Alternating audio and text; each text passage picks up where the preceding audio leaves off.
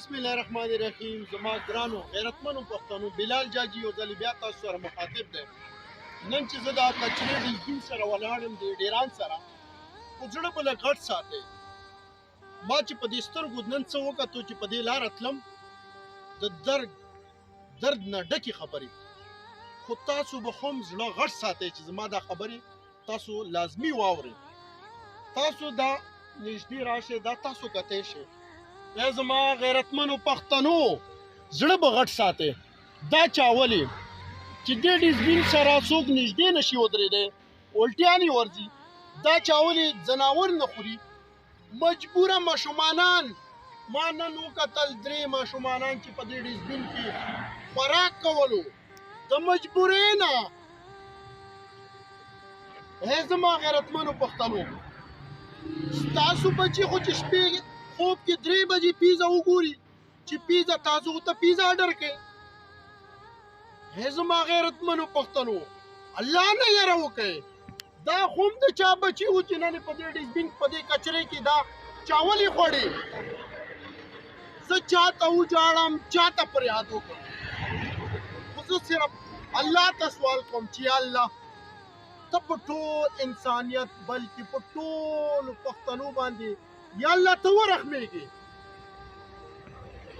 دا خلک دومره مجبوره شول چې راځي په دې کچرې کې خوراک کوي، چاته سوال نه کوي. خو زه خپلو غیرتمنو پښتنو ته دا میسج ورکوم چې الله نه ویریږئ.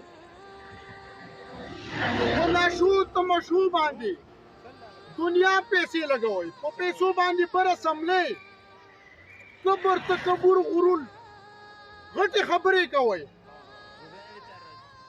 په چند ګاونډ کې لږې سترګې وغړوئ، سترګې در پسې دي که نه.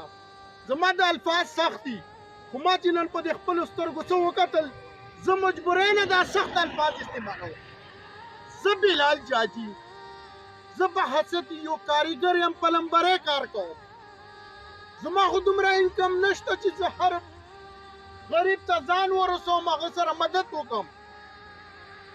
خو زه دومره کولی شم چې د هر غریب درد فریاد د خپلو غیرتمنو پښتنو ته دا میسیج ورسوم چې الله ته وګورئ، رسول ته وګورئ، په دې غریبانانو، په دې مجبوره خلکو باندې ورحمېږئ. که ونه رحمېدئ، ورځې قیامت باندې به د دې مجبوره خلکو لاس او ستاسو په ګریوان وي. بالا جړا راځي، لا اله الا محمد رسول الله کلمه مې درته ووایي چې کله ما دغه کسان وکتل که نه چې په دې کچرې کې خوراک کولو، زما د ټول وجود رپېږي.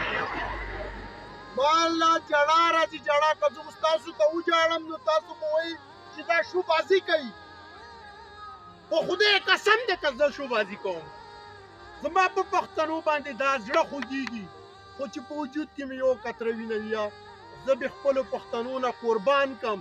د دې دا درد، د دې دا تکلیف، دا به زه ټولو پښتنو ورونو ته دا میسیج پیغام ورسوم. زه الله نه امید ساتم چې زما ګران غیرتمند پښتانه، هغې کې به احساس پیدا شي. چند ګاونډ کې مجبوره چې کوم خلک دي ورسره، د هغې به خاص خیال کوي. نور زما مرۍ وچې شوه، خوله مې وچه شوه، خبرې نشم کولی. خو خدای ته وګورئ، رسول ته وګورئ. په خپل چند ګاونډ کې، په خپلو ګاونډ کې غریب طبقې خلکو سره مدد وکئ، مرسته وکئ، الله به درنه خوشحال شي. الله نه امید ساتم چې زما د الفاظ به په تاسو بد نه وي لګېدلي، او د مجبوره خلکو به تاسو خاص خیال ساتئ. وسلام. د تاسو کتی شئ، پیمپرې پکې پرتې دي، هر قسم کچره پکې پرته دی. ماشومانانو دا چاول خوړو، استغفر الله، الله د مغفرت وکړي، الله د ټولو مسلمانانو باندې ورحمېږي.